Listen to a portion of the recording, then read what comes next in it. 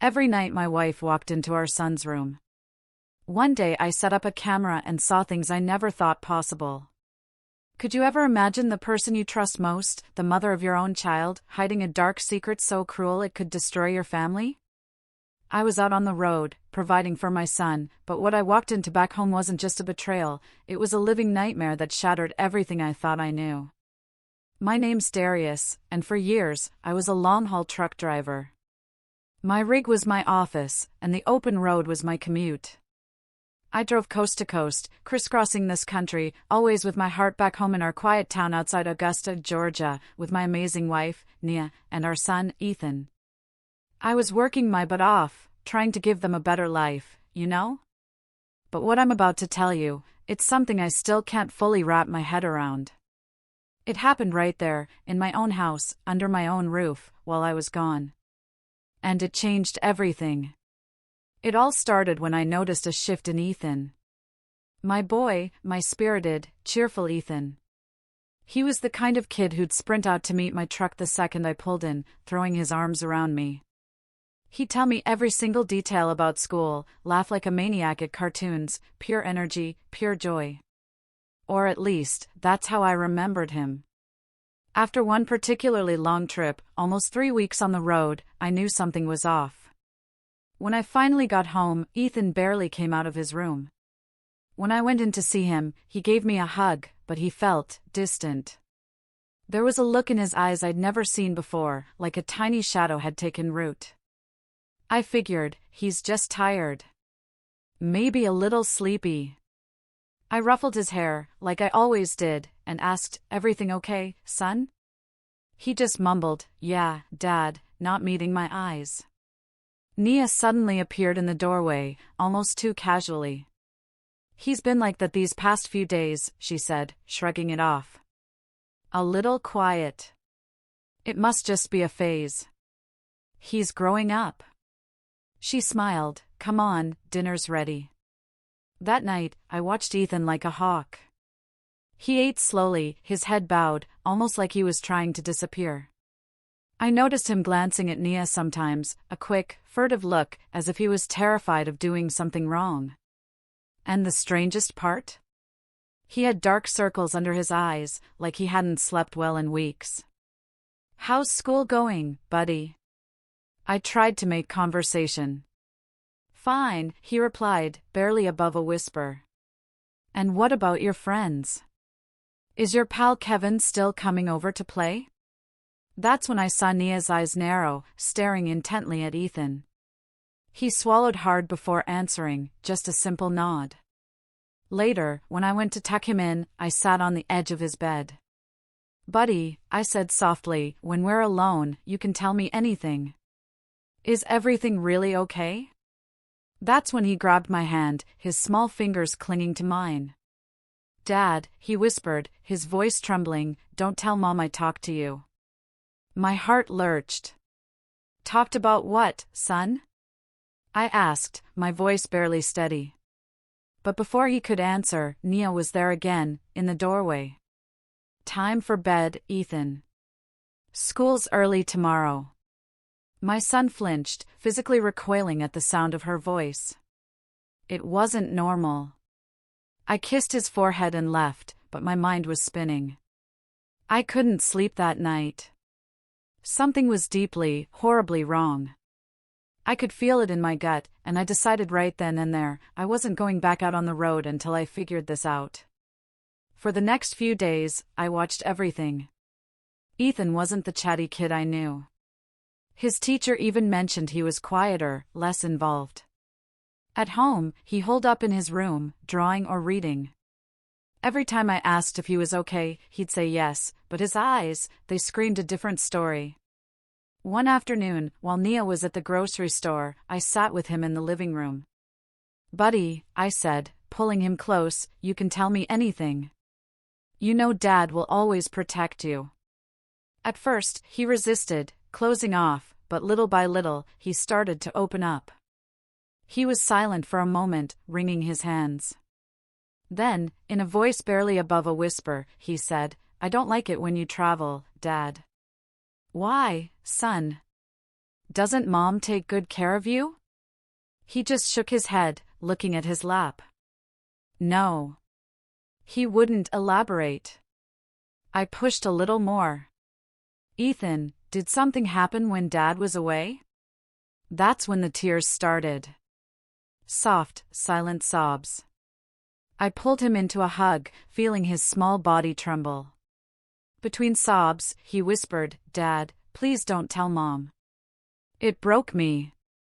What kind of fear was this? Why would my son be so guarded around his own mother? Ethan, did Mom do something to you? Can you tell me, son? Just then, we heard the key turn in the front door lock. Ethan instantly pulled away, wiped his tears, and his demeanor shifted completely. It was like he'd put on a mask. "I'm home," Nia announced, walking in with shopping bags. Seeing us, she smiled, but something unsettling about that smile. "What are you two up to?"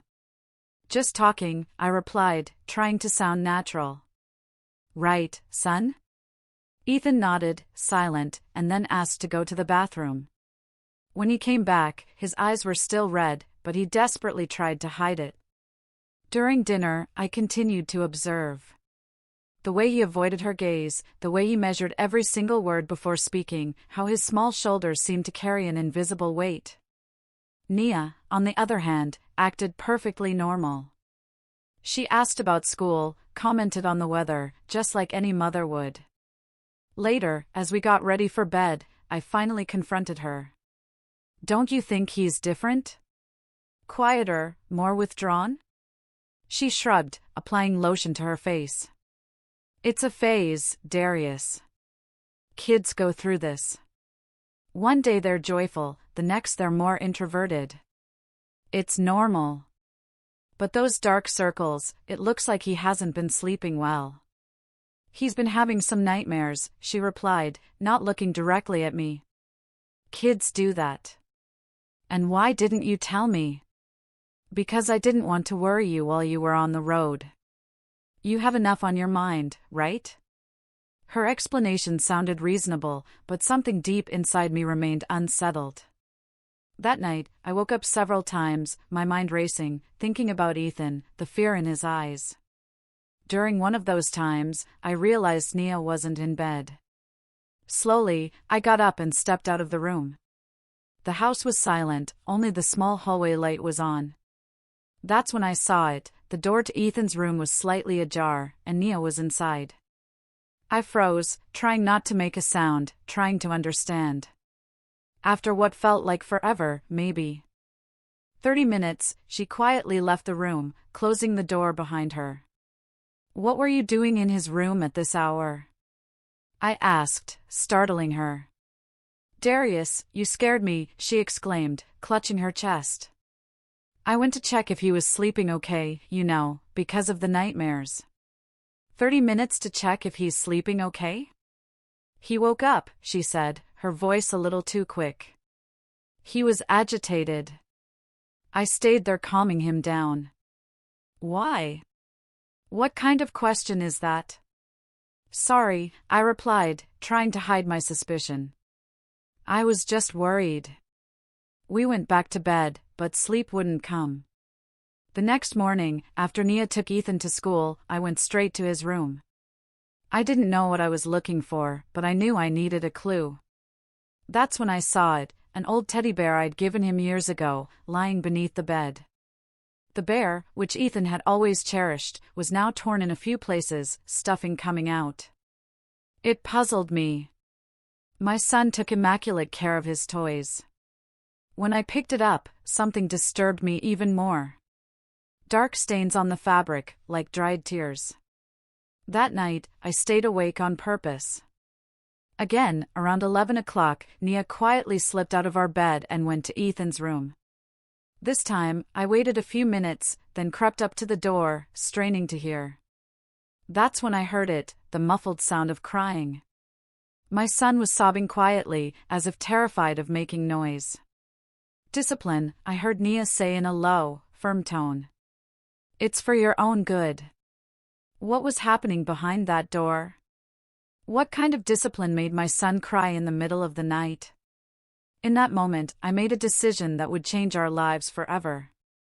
The next morning, I used the excuse of company business and left the house early. My head was buzzing with thoughts and doubts. Was I overreacting? Was it really just a phase, as Nia claimed? But that muffled crying, that fear in my son's eyes. I couldn't shake it. I drove to an electronics store downtown and bought a small, discreet camera that I could access from my cell phone. "Is this for home security, sir?" the clerk asked. "Yes," I replied, a knot in my throat. "For my son's security." I never thought I'd be installing a hidden camera in my own house to monitor my own wife. But Ethan's well-being was all that mattered. When I got back home, Nia was in the kitchen fixing lunch. Ethan was at school. Perfect timing. "Did you get what you needed?" she asked, stirring a pot. "Yeah, got everything sorted," I lied, slipping the bag with the camera into my jacket. "Going to take a shower." I went into Ethan's room and looked for the best place. It needed to capture the whole room but be invisible. Finally, I placed it on the bookshelf, nestled between some toys. It was small enough to go unnoticed. With trembling hands, I quickly set it up and tested it on my phone. It worked perfectly. A strange mix of relief and guilt washed over me. Relief that I might finally discover what was happening, and guilt for invading my own home's privacy. But something told me I was doing the right thing. That night during dinner, I tried to act normal, but my stomach was churning. Ethan remained quiet, answering only when spoken to directly, always with that apprehensive glance toward his mother. Nia, for her part, seemed perfectly normal, talking about neighbors, shopping, plans for the weekend. "I have to head back out on the road the day after tomorrow," I commented, watching their reactions. "Long trip, down to Texas." I saw Ethan's shoulders slump slightly, and a nearly imperceptible flicker in Nia's eyes. "How long this time?" she asked, with a calmness that now seemed suspicious. "At least 2 weeks, maybe more." Ethan dropped his head further, picking at his food. Nia smiled faintly. "We'll miss you, won't we, Ethan?" He nodded without saying anything. After dinner, I put him to bed. When we were alone, he tightly grabbed my hand. "Dad, do you really have to travel?" The desperation in his voice broke my heart. "Yes, son. I need to work. But look, it'll go by fast, and I'll be back soon, okay?" He didn't answer. He just hugged me tightly, as if he never wanted to let go. In that moment, I was certain I'd done the right thing by installing that camera. The next day, I spent every possible minute with Ethan. Ice cream after school, playing catch in the yard, watching his favorite cartoons. I needed him to know I was there, that he could trust me. That night, before he fell asleep, I sat on his bed and tried one more time to get him to talk. "Ethan, you know you can tell me anything, right? Even if someone tells you not to." He quickly looked toward the door, checking if we were truly alone. "I know, Dad," he whispered. "Is there something happening that makes you sad or scared?" His eyes welled up with tears, but he held them back. "I can't, Dad." "Why not, son?" "Why?" He started, but his voice failed. Just then, we heard footsteps in the hall. It was Nia. "It's bedtime for you, too," she said, standing in the doorway. "You need your rest for your trip tomorrow, Darius." I gave Ethan one last hug and whispered in his ear, "I love you, son. I will always protect you." When I left the room, Nia followed me back to our bed. We lay down, and after a while, I pretended to be asleep. About an hour later, when she thought I was deeply sleeping, she quietly got up and left the room. My heart was pounding so hard I thought it would beat right out of my chest. I quickly reached for my cell phone and opened the camera app. On the screen, I saw Nia entering Ethan's room. She gently closed the door behind her. Ethan was lying down but awake, as if he was already expecting the nightly visit. I saw him shrink under the covers, pulling the blanket up to his chin. "Mom, please," he whispered. "I was good today." "You know that doesn't matter, right?" Nia replied in a voice I'd never heard from her before. Cold. Distant. "This is for your education." That's when I saw something that froze my blood.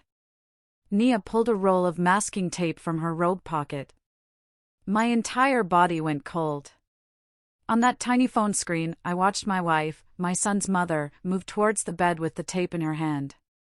Ethan shrank even further, his little eyes wide with pure terror. "Please, Mom," he pleaded softly. "I promise I'll be better." "Shh," she hushed, putting a finger to her lips. "The neighbors can't hear, remember? And neither can Dad." With a quick motion, she tore off a piece of tape and, without any hesitation, stuck it over my son's mouth. My Ethan, my 8-year-old boy, having his voice silenced in such a cruel way. My hands were shaking so badly I almost dropped the phone. "That's better," Nia said in a low tone. "Now we won't bother anyone with crying, right?" Then, she pulled a hard-soled slipper out of her other robe pocket. Ethan, still with his mouth covered, tried to plead with his eyes. Silent tears began to roll down his little face.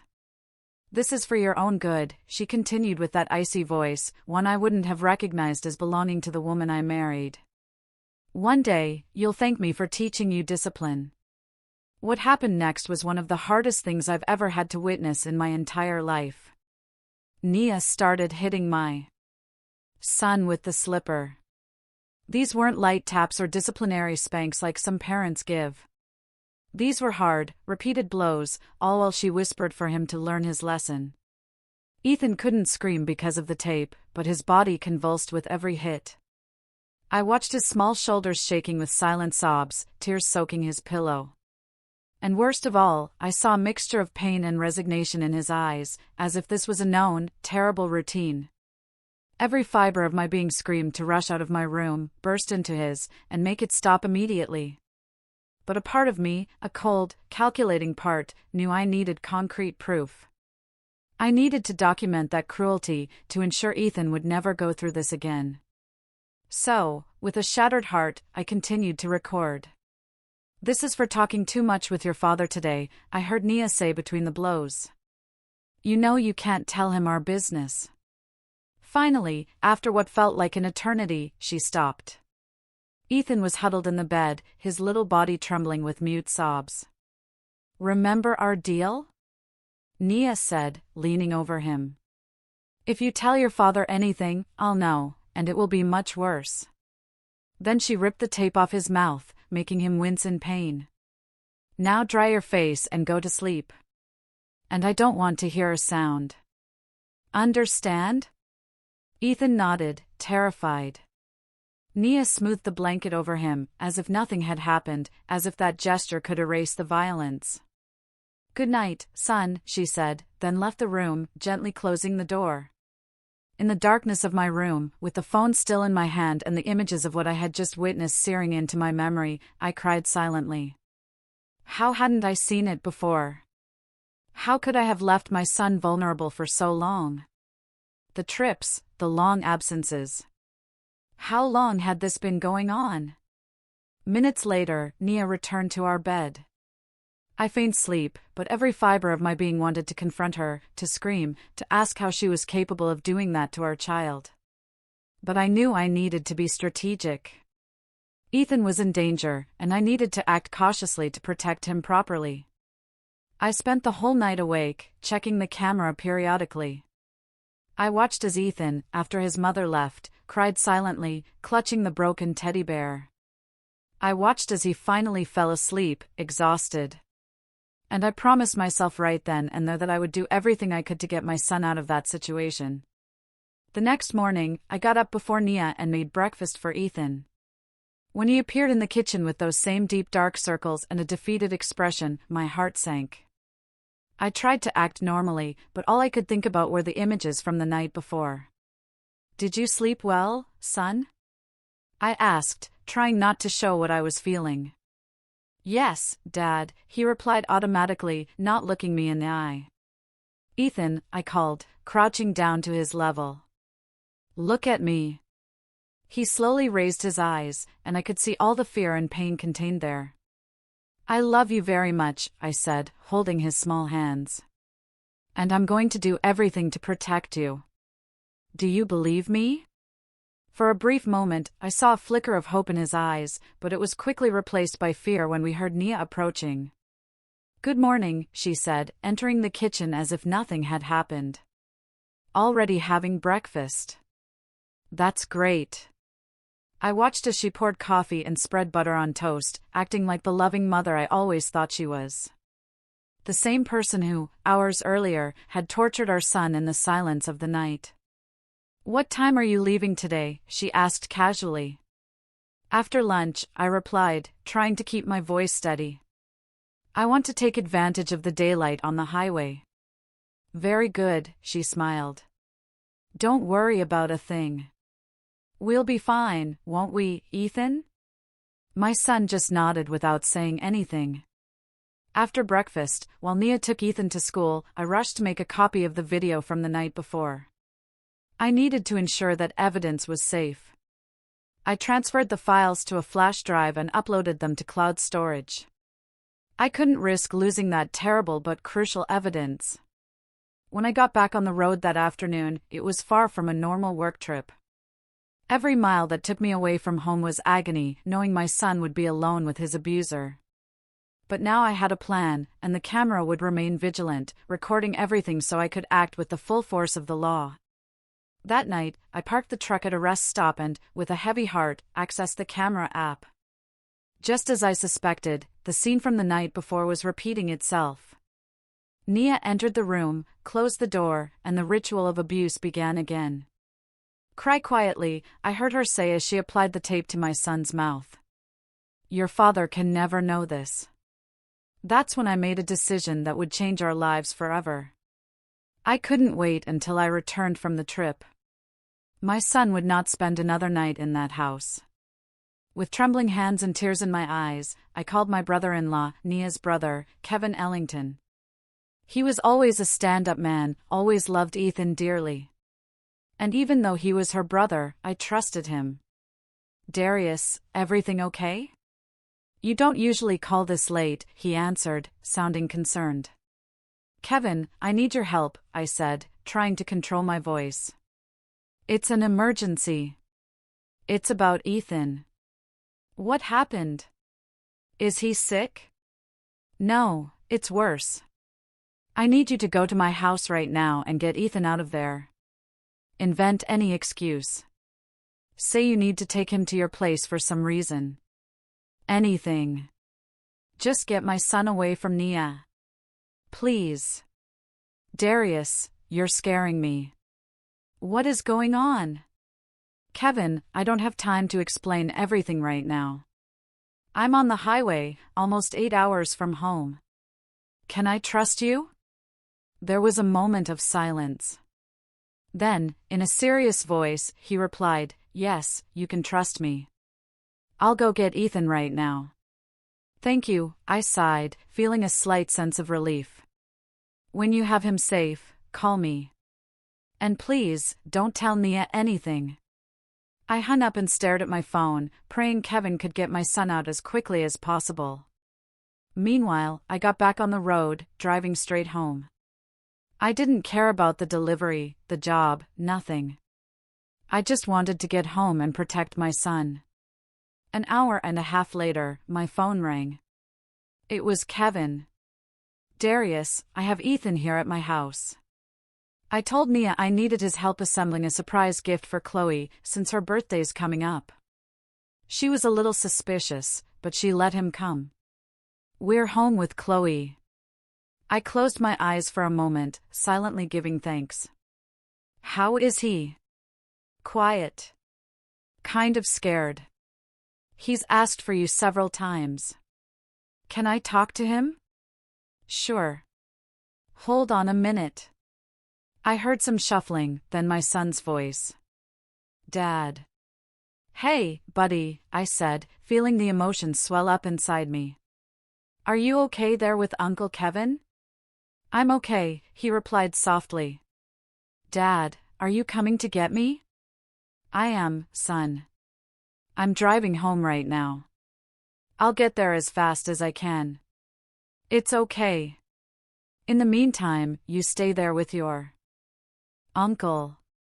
He's going to take care of you. Okay, he said, and I could hear the relief in his voice. Dad, thank you. That simple thank you broke my heart. My son was thanking me for getting him out of an abusive situation, as if he didn't deserve to be protected, as if being treated with dignity was a favor. I love you so much, Ethan. We'll be together soon. After speaking with my son, Kevin got back on the phone. Darius, are you going to tell me what's going on? Ethan is terrified of going home. What did Nia do? Kevin, I started, I know this is hard to believe, but your sister has been physically abusing Ethan. I have video proof. There was a long silence. This can't be true. Nia wouldn't do that. I didn't want to believe it either, I replied, my voice breaking. But I saw it with my own eyes. I installed a camera in his room because I noticed something was wrong. She waits for me to fall asleep or when I'm traveling and goes into his room in the middle of the night. Tapes his mouth shut so he won't make noise and hits him. They're not disciplinary spanks, Kevin. It's pure violence. Oh my God, he whispered, clearly shaken. I have the videos. I'll show you when I get there. For now, I just need to know my son is safe.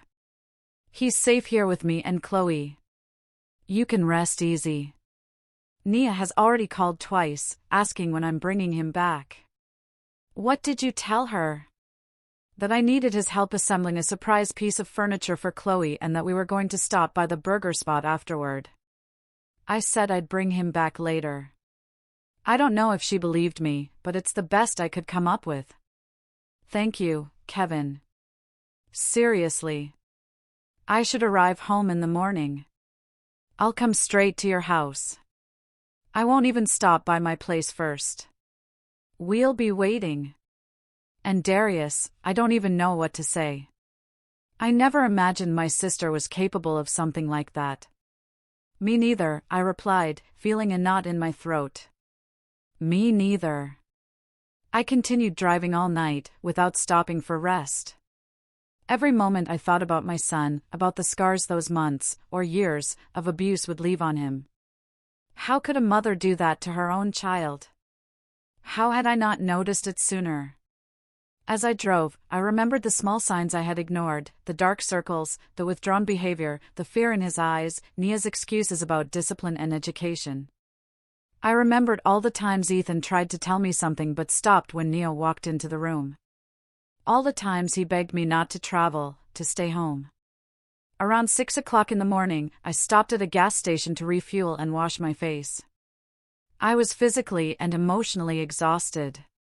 While I waited for the attendant to finish pumping gas, I decided to check in once more on what was happening back home. I accessed the camera on my phone and saw that Ethan's room was empty, the bed made. But then I heard Nia's voice on the phone. I don't know, Mom, she was saying, pacing back and forth in the room. Kevin picked up Ethan yesterday and still hasn't brought him back. He won't answer my calls. I'm worried. And Darius called saying he's coming home early from the trip. There was a pause as she listened to her mother's response. I don't know if he suspects anything. He's been acting strange these last few days, watching things closely, asking a lot of questions about Ethan. Another pause. Of course, I didn't tell him anything. Ethan knows not to talk. He's too scared to tell anyone. I felt my blood boil. She was talking about torturing our son as if it were something normal, like it was a secret that simply shouldn't be shared with me. I have to hang up now, Mom, I'm going to call Kevin again. As soon as she left the room, I closed the app and got back in the truck. I needed to get home as soon as possible. When I finally arrived in town, it was past 9 in the morning. I went straight to Kevin's house, as we had agreed. He answered the door with a serious expression. "He's still asleep," Kevin said quietly. "He only managed to drift off around 5 o'clock in the morning." He seemed afraid to close his eyes. "Can I see him?" Kevin led me to the guest room where Ethan was sleeping, curled up in the blankets, with a peaceful expression I hadn't seen in a long time. I sat on the edge of the bed and gently ran my hand through his hair. He stirred a little, but didn't wake up. "Darius," Kevin called from the hall. "We need to talk now." I left the room, leaving the door ajar so I could hear if Ethan woke up. In the living room, Kevin and Chloe were waiting for me, their expressions worried. "I took his shirt off to give him a bath last night," Chloe said, her eyes teary. "He has marks on his back, Darius. Old marks, new marks, like someone hits him regularly." "I know," I finished, feeling the tears return to my eyes. "I know. I saw it." "You said you have videos," Kevin reminded me. I took out my phone and showed them the recordings from the last 2 nights. Chloe had to leave the room, crying. Kevin watched in silence, his face pale, his hands trembling. "Oh my God, Darius," he said when the videos finished. This is monstrous. I can't believe my own sister." "Me neither," I replied, putting away the phone. "But we need to act fast. Nia is already suspicious.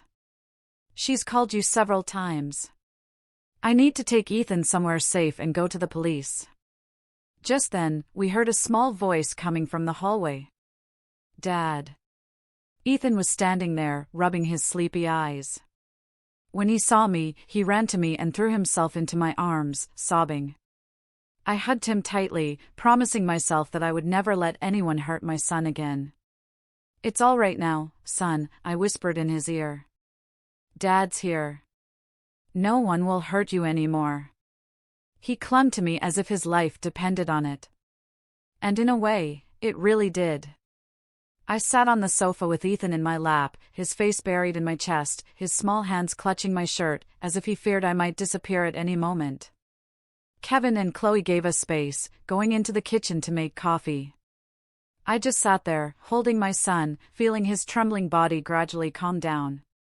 "Buddy," I called softly when I felt he was more relaxed. "I need to talk to you about something really important."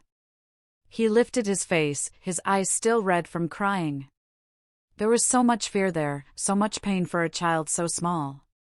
"You don't have to be scared anymore," I continued, holding his little hands in mine. "I know what was happening when I wasn't home. I know what Mom was doing to you at night." His body instantly tensed, and I saw the panic growing in his eyes. "Dad, she'll be mad if she knows I said something." "You didn't say anything, son." "I found out on my own," I explained, trying to calm him. "I installed a camera in your room before I traveled. I saw everything that happened." Ethan looked at me, confused, trying to process what I was saying. You saw?"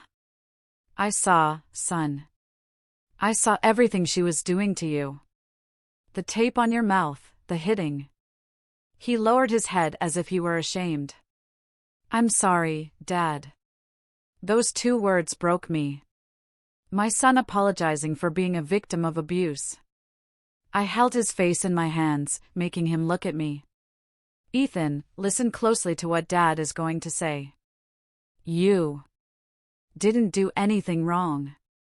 Nothing. What Mom did to you is wrong. Very wrong. No adult, not even a parent, is allowed to hurt a child like that. Do you understand that?" He nodded slowly, but I saw the doubt still in his eyes. Years of manipulation and fear wouldn't be erased with a few words. "How long has this been going on, son?" He bit his lip, hesitating. "Since you started taking the longer trips.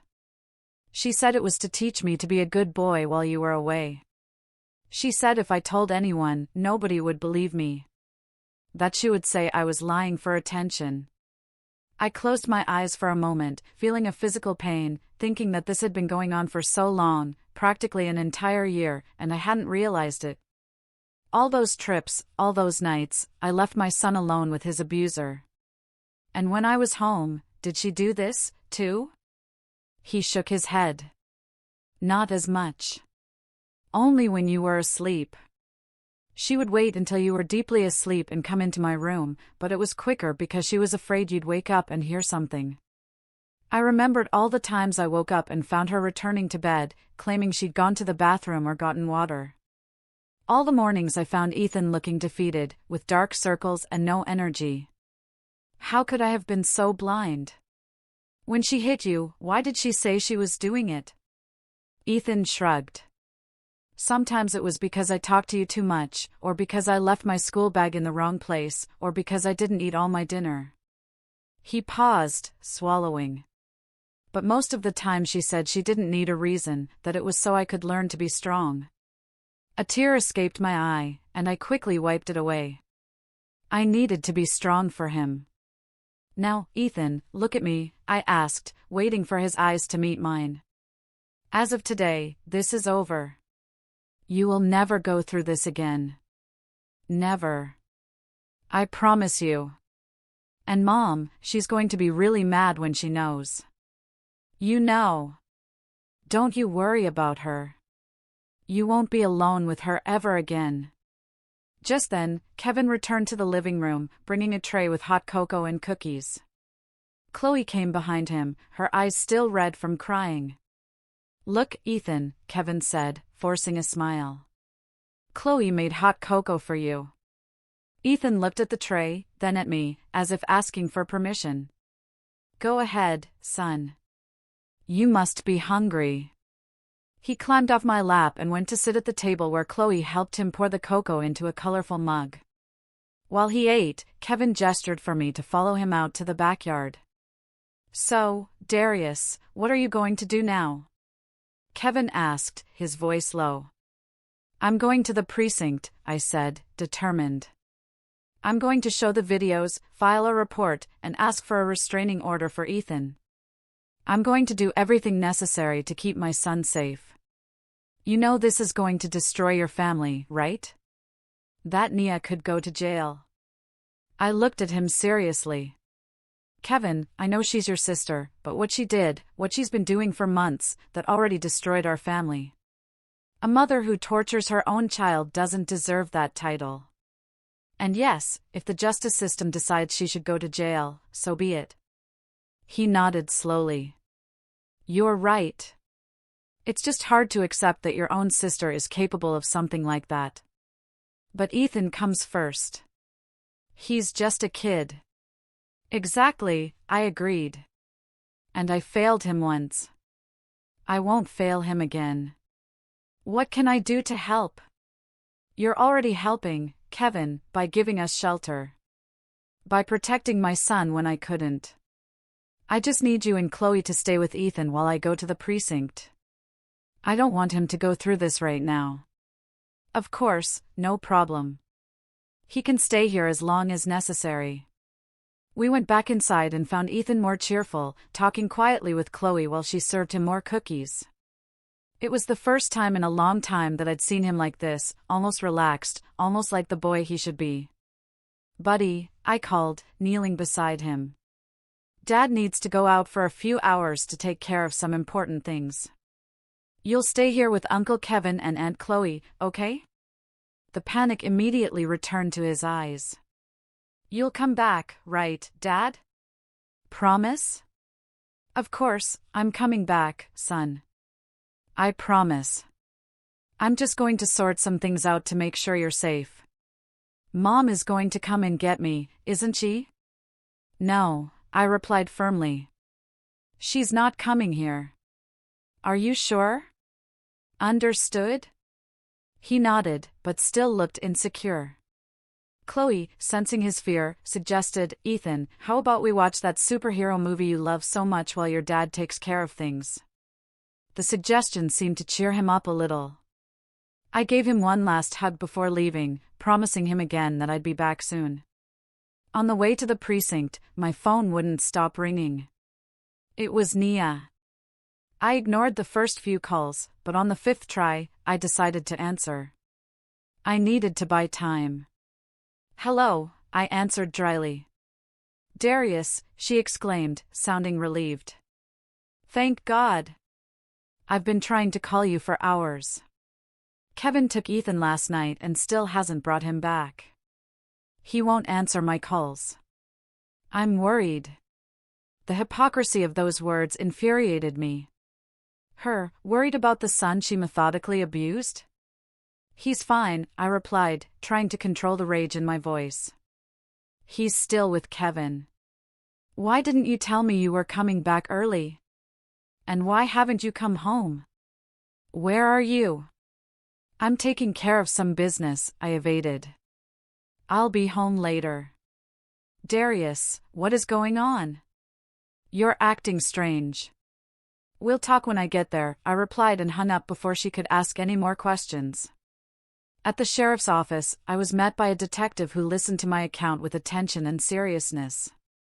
When I showed the videos, she shook her head, visibly disturbed. "Mr. Thurman, this is a serious case of domestic violence against a minor," she explained. "We are going to take all the necessary measures. First, we will file a detailed report and request an emergency protective order to keep your wife away from the child." "And what about the custody of my son?" "You can immediately file for temporary custody while the process moves forward. With this evidence, it is very likely the judge will grant the petition." I spent the next few hours giving a statement, filling out forms, and sending the videos to the police system. The detective called the Department of Children and Family Services, which sent a representative to monitor the case. Everything seemed to be happening in slow motion and fast forward at the same time. When I finally left the precinct, it was late afternoon. I had a police report and a protocol for the protective order petition in hand. The detective assured me that an officer would go to my house that very day to notify Nia about the order, which prohibited her from approaching Ethan or contacting him in any way. As I drove back to Kevin's house, I received a call from an unknown number. It was the court officer informing me that he had just served Nia with the protective order notification. "She didn't react well," he commented. "She became agitated, saying it was all lies, that you were making things up to take her son away." "That was to be expected," I replied, tired. "Do you have a safe place to stay with the minor because she won't be able to remain in the same residence as him?" "Yes, we're at my brother-in-law's house for now. I plan to rent a place of my own in the coming days." "Excellent. Any problems? Contact the precinct immediately." When I arrived at Kevin's house, I found Ethan engrossed in watching TV with Chloe. When he saw me, he ran to hug me. "You came back?" he exclaimed, relieved. "I promised you, didn't I?" I smiled, picking him up. "And Dad always keeps his promises." Kevin called me into the kitchen while Chloe stayed with Ethan in the living room.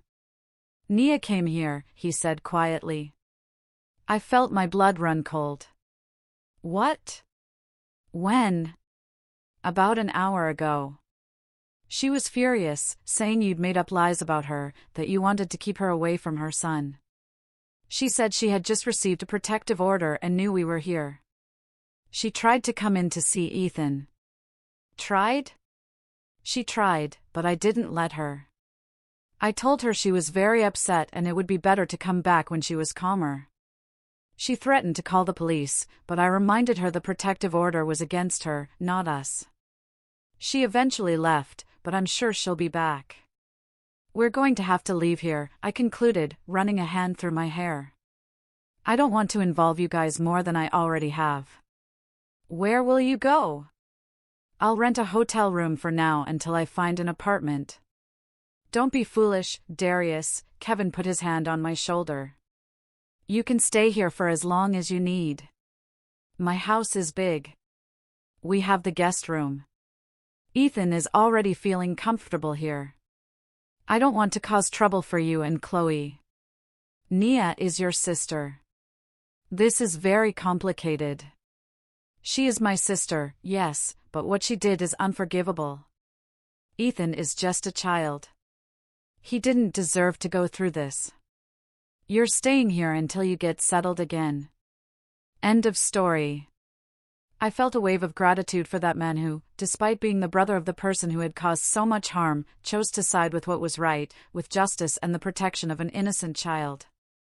That night, when I tucked Ethan into the guest room, he asked me to stay until he fell asleep. I lay down beside him, and we remained in silence for a few minutes. "Dad," he called quietly. "Mom won't hurt me anymore, right?" "No, son. Never again," I promised, holding his little hand. "Dad is going to protect you always." "She got really mad because you found out." "I think so. But that doesn't matter anymore. What matters is that you're safe now." He was silent for a few more moments. Then he whispered, "You know, Dad, I prayed every night for you to find out. I was so scared to tell you." I felt tears return to my eyes. "I'm so sorry I didn't find out sooner, son. I'm so sorry." "It wasn't your fault, Dad," he said with a wisdom beyond his years. "Mom said it was our secret, that everyone would think I was lying, that even you would think I was making things up. I would never think that, Ethan. Never. You can always tell me everything. I will always believe you." He smiled faintly, the first genuine smile I'd seen on his face in a long time. Soon after, he fell asleep, holding my hand. I stayed there, watching my son sleep in peace, perhaps for the first time in many weeks, and I swore I would do everything to rebuild our lives and give him back the childhood he deserved. The next day, I received a call from my lawyer, who I had hired to handle the custody case. He had news. "Mr. Thurman, the judge has granted your petition for temporary custody. You have exclusive custody of Ethan until the case is adjudicated. Your wife will be entitled to supervised visitation if you agree, but only in a neutral location and with an appointed professional from the court." I felt an enormous weight lift from my shoulders. It was only the beginning of a long legal battle, I knew that. But it was a start, an important step in ensuring my son's safety. When I hung up the phone, I saw Ethan watching me from the kitchen doorway, his eyes full of hope and fear at the same time. "Dad, are we going to be okay?" I opened my arms and he ran to me. I hugged him with all the strength of my love, knowing we had a long road ahead, but determined to make everything work out. "Yes, son. I promise you, we are going to be okay." The weeks that followed were weeks of adjustment and healing. We rented a small apartment close to Kevin and Chloe's house, which continued to be our safe haven. I had to make difficult decisions about my job. The long-haul trucking trips were incompatible with the new reality of being a single father. I spoke with my boss and managed to arrange a deal. I started making only regional deliveries that allowed me to be home every night. Ethan began therapy 3 times a week. Dr. Ramirez, the psychologist, specialized in childhood trauma and had a lot of experience with child victims of domestic violence. At first, my son was reluctant to talk, but slowly he began to open up, expressing his fears and pain in ways his small mind could process. One afternoon, after a particularly intense session, Dr. Ramirez asked to speak with me alone. "Mr. Thurman. Ethan is making progress, but the trauma is deep," she explained seriously. "He lived for approximately a year under constant terror, always dreading the moment his mother would enter the room to hurt him. Will he overcome this someday?" I asked, anxious. "Children are surprisingly resilient when they have adequate support," she smiled faintly. "The fact that you acted quickly when you discovered the abuse was crucial. Many children are victimized for years because the adults around them don't believe them or choose not to see." "I should have noticed it sooner," I said, feeling the weight of the guilt I still carried. "Abusers are very skilled at hiding their actions, Mr. Thurman. And from what Ethan told me, his mother constantly threatened him to ensure his silence. She chose moments when you weren't around or when she believed you wouldn't notice. This is typical of abusers. I thought of all the trips, all the nights I spent away from home, leaving my son vulnerable. I'm going to change my job permanently. No more long-haul trips. That's an important decision, she nodded. The constant presence of a protective adult is fundamental to Ethan's recovery. He needs to feel safe, to know he can trust you to be there. I'll always be there, I promised. And regarding supervised visits, the judge granted Nia that right. And I don't know how Ethan will react to seeing his mother. Dr. Ramirez sighed. That's a delicate matter. Legally, she has that right unless it's proven that the visits would be detrimental to Ethan's mental health. Based on what I've seen, I can prepare a report for the court recommending that the visits be temporarily suspended, at least until Ethan is more emotionally stable. That would help a lot, I replied, relieved. He still wakes up screaming some nights, calling out, afraid that she'll come to hurt him. Nightmares are common in trauma cases. They will decrease with time and therapy. She paused. Mr. Thurman, there's one more thing we need to discuss. Ethan mentioned that his mother used religion to justify the punishments. She said it was biblical discipline, that she was doing it for his own good. I felt my stomach churn. She was never particularly religious with me. I never imagined she would use that as an excuse for. I couldn't even finish the sentence. Unfortunately, this is more common than one might imagine. Some people twist religious concepts to justify violence against children. This also explains part of the moral confusion Ethan feels. He was led to believe he deserved the suffering, that it was for his benefit. I left that session with a heavy heart, but also with more clarity on how to help my son. On the way home, we stopped at the ice cream parlor, a small ritual we had established after therapy sessions. It was our way of turning a potentially difficult day into one that ended on a positive note. How was the conversation with Dr. Ramirez today, son? I asked as he licked his chocolate ice cream. It was good, he replied more openly than he usually was. She taught me how to breathe in a special way when I start to feel scared. And does it work? He shrugged. Sometimes, when it's not a really big scare. And when it is a really big scare, what do you do? I think about you, Dad, he said simply. I think that now you're going to protect me. Those simple words made my eyes well up. I put my arm around his shoulders and pulled him close. Always, son. Always. That night, while Ethan slept, Kevin came over for a visit. He seemed tense, worried. What's wrong? I asked, offering him a coffee. Nia is trying to build a case against you, he said directly. She went to her mom's house today and I was there. She said she's going to prove you're an absent father. That you always left Ethan's upbringing in her hands while you traveled. And that you're now using false accusations to take her son away. False accusations? I repeated, incredulous. I have videos, Kevin. Videos of her torturing our son. I know, he tried to calm me. I'm just telling you what she's planning. She says she's going to find witnesses, neighbors, relatives, people from Ethan's school who will say she was always a good, dedicated, loving mother. And what those people say matters more than the concrete evidence of what she was doing when no one was looking. I argued, frustrated. Darius, you know how complicated the justice system can be, especially when it comes to custody disputes. Kevin sighed. She's leveraging the fact that you spend a lot of time away from home for work. I ran a tired hand over my face. That's why I already changed my work routine. I'm only doing local deliveries now. That's good, Kevin nodded. It will help show the judge you are committed to Ethan's well-being. But I shouldn't have to prove that, I argued. I'm not the one who was hitting my son every night, taping his mouth shut so no one would hear his screams. Kevin's shoulders sagged deeply. I know it's outrageous, but she is the mother. Unfortunately, in many cases, the system tends to favor mothers, even when there's evidence of abuse.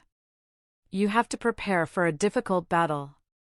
I'm prepared to face whatever is necessary for my son. In the days that followed, I received notification that Nia had filed a petition to revoke the protective order and the temporary custody. As Kevin had warned me, she was building a case based on my supposed absence as a father due to work travel. Following my lawyer's advice, I began to meticulously document our new routine. I took Ethan to school every morning and picked him up every afternoon. I attended all his therapy sessions. I participated in school meetings. We went on outings together on weekends. I took photos, saved receipts, and requested statements from the school and the psychologist. At home, Ethan continued to have occasional nightmares, but they were becoming less frequent. Little by little, he was returning to the cheerful boy I remembered, although he still had moments of sudden fear or deep sadness. One night, while helping him with his homework, he asked me a question that took me by surprise. "Dad, Mom didn't love me, did she?" I put down the pencil I was holding and turned completely toward him. "Why do you ask that, son?" He shrugged, but I could see he was fighting back tears. "Because she hurt me so badly." "You only hurt people you don't love, right?" How do you explain something so complex to an 8-year-old? How do you make him understand that the problem wasn't him? It never was him. "Ethan, what Mom did to you has nothing to do with whether you're a good or bad boy or whether she loved you or not. There are adults who are sick in here," I pointed to my head, "and in here," I pointed to my heart. "They do very bad things because they don't know how to handle their own feelings and problems." "So, Mom is sick?" he asked, trying to understand. "In a way, yes. It's not a sickness like the flu or a stomach ache. It's a sickness that makes a person hurt others, especially those who can't defend themselves, and that is very, very wrong." He was silent for a moment, processing what I had told him. "Will she ever get better?" That was the hardest question. "I don't know, son. Some people manage to realize they are sick and seek help to get better. Others don't. But the most important thing is that you are safe now. And I'm going to do everything I can to keep you that way." "And if the judge says I have to go back and live with her?" he asked with evident fear in his voice. "That's not going to happen," I assured him, pulling him into a hug. "We have proof of what she did, and your well-being is what matters most to the judge. Plus, Dr. Ramirez is helping to explain to the court that you need time to feel safe again." That conversation continued to resonate in my mind for days. My son, so small, trying to understand why his own mother had subjected him to such cruelty. How does a child process something like that? How do they overcome it? 2 weeks later, we received the news. Nia's petition to revoke the protective order had been denied. Dr. Ramirez's report, along with the videos and Ethan's own testimony given in a protected environment with psychological support, were decisive. The judge not only maintained the protective order but also temporarily suspended the right to supervised visits, determining that Nia would have to undergo psychological evaluation and mandatory treatment before any contact with her son could be re-established. It was a significant victory, but I knew the battle wasn't over yet. Nia wouldn't give up easily, and we still had to face the final hearing to determine permanent custody. That night, as Ethan slept peacefully for the first time in many weeks, I sat on the balcony of our small apartment and reflected on everything we had been through, the terrible discovery, the desperate rescue, the nights of nightmares, the therapy sessions, the court battles. It had been the most difficult period of our lives, but also the start of our healing. I looked up at the stars, thinking about how our future now seemed a little clearer, a little more hopeful. Ethan was starting to smile again, to play, to trust. I had found a new balance between work and family, prioritizing what really mattered.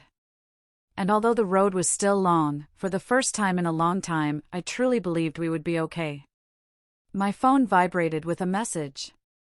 It was Kevin, sending a photo he had taken that day during a barbecue at his house. Ethan was smiling as he held a marshmallow on a stick over the grill, his eyes shining with a genuine joy I hadn't seen in so long. Below the photo was Kevin's message, "That smile is worth every battle, isn't it?" I replied, my heart full, every single one. Today, almost 2 years after that fateful night when I installed the camera in my son's room, our lives have taken a completely different path. We live in a small but comfortable house with a yard where Ethan can play and where we planted a small vegetable patch together. I have a stable job as a logistics manager for a local transport company. No more long trips. I'm always home every night. Ethan is 10 years old now. The nightmares that were once frequent are now rare. He continues therapy, but we've reduced it to once a week. Dr. Ramirez says his progress is remarkable. Although some emotional scars will probably stay with him for a long time, he has learned to deal with those wounds, to understand that what happened wasn't his fault and to recognize warning signs and ask for help when needed. At school, my son is once again an engaged student. He has made new friends and recently joined the soccer team. Seeing the joy on his face when he scores a goal, hearing his carefree laugh while playing with his teammates, those are the moments that show me our fight was worth it. As for Nia, the justice system took its course.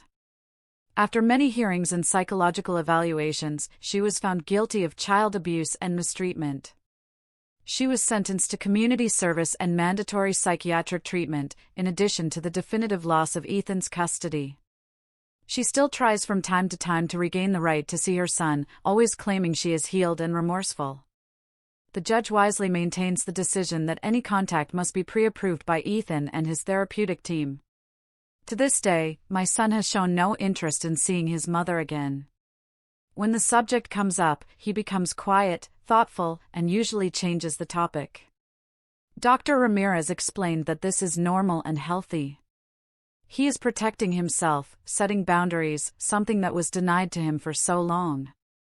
Perhaps one day, when he is older and emotionally prepared, he will decide to resume some form of contact. But that will be his decision, when and if he is ready. What struck me most throughout this journey was realizing how domestic violence against children can happen silently, right under our noses. Nia maintained a perfect image of a dedicated mother in everyone's eyes, neighbors, family, teachers. No one would ever suspect what she did when the doors closed. No one. Except her terrified son, who had no voice or power to defend himself. I learned to always be alert to the signs. Ethan's behavioral changes weren't just a phase or growth, as Nia tried to convince me. They were silent cries for help that I, unfortunately, was slow to hear. Today, I am much more observant, not just with my son, but with other children around me. I've identified suspicious situations a few times and haven't hesitated to contact the competent authorities. It's better to investigate and find out everything is fine than to ignore it and allow another child to continue suffering. At home, we built a relationship based on absolute trust. Ethan knows he can tell me anything without fear of judgment or punishment. We have our rules and boundaries, of course, but they are always discussed with respect and affection. Discipline is taught through conversations, logical consequences, and example, never, ever through physical or psychological violence. One of the things I am most proud of is seeing how Ethan has become an empathetic and protective child. At school, he often defends classmates who are being bullied or who seem vulnerable. Everyone deserves to feel safe, Dad, he told me once, with wisdom beyond his years. Recently, I was invited to give testimony at a support group for single parents who have gone through domestic violence situations. I shared our story, highlighting the importance of being alert to the signs, of believing children when they try to communicate that something is wrong, and of acting quickly when there is suspicion of abuse. After my talk, a woman approached me, crying. She had just discovered that her ex-husband was abusing their son during weekend visits. I installed cameras after noticing strange behavior in the child, just like you did. Your testimony gave me the courage to move forward with the process, she said, squeezing my hand. Knowing that it's possible to rebuild your life, that children can recover, that gave me hope. And that is what I carry with me every day. Hope. Hope that Ethan continues his path of healing, that he grows up strong and confident despite the adversities he faced so early in life. Hope that our story can help other families identify and interrupt cycles of violence. Hope that as a society, we can better protect our children. That camera I installed in my son's room not only documented the horror he was living through, it saved his life. It allowed me to see the dark truth hidden in my own home and gave me the necessary tools to protect him. It was a desperate gesture that turned into salvation.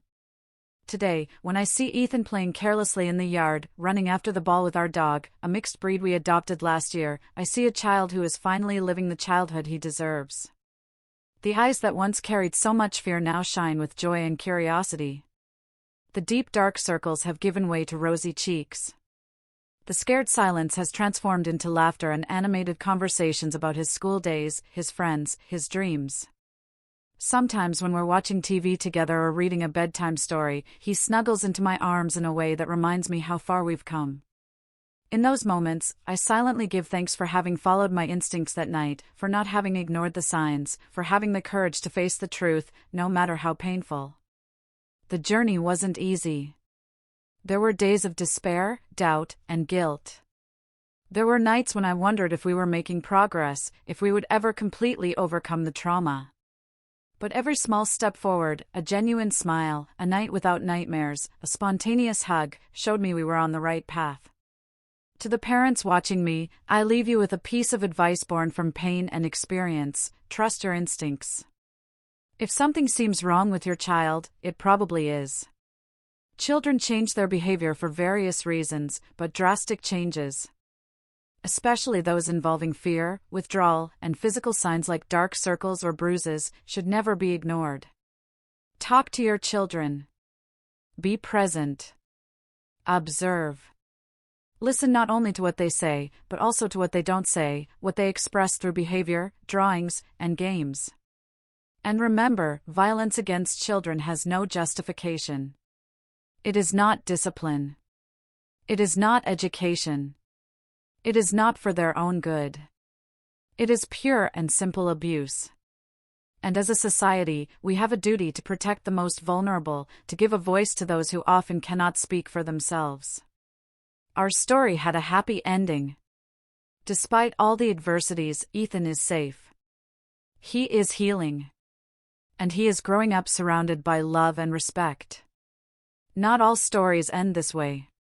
Some children spend years, decades, an entire lifetime suffering abuse because no one intervenes, no one notices, no one believes. Don't let that happen. Be vigilant. Be the voice. Be the protection that every child deserves. What do you think of our story? Have you ever had to make an impossible choice to protect someone you love?